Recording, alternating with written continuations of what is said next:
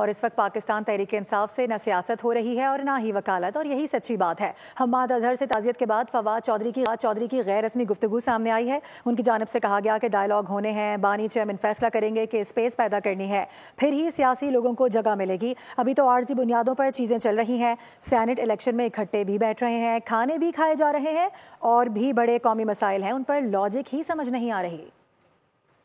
सच्ची बात तो ये दोनों में उनसे नहीं हो रहा। बाकी तो ऐसे फैसला करेंगे कि डायलॉग होने हैं, खान साहब फैसला करेंगे, स्पेस क्रिएट करनी है, फिर पॉलिटिकल लोगों को जगह मिलेगी।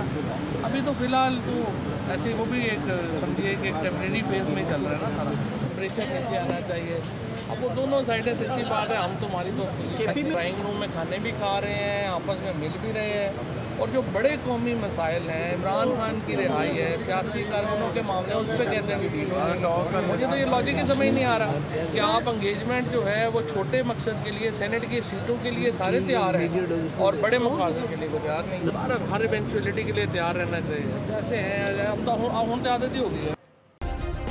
सब्सक्राइब करें और बेल दबाएं ताकि कोई खबर रह न जाए।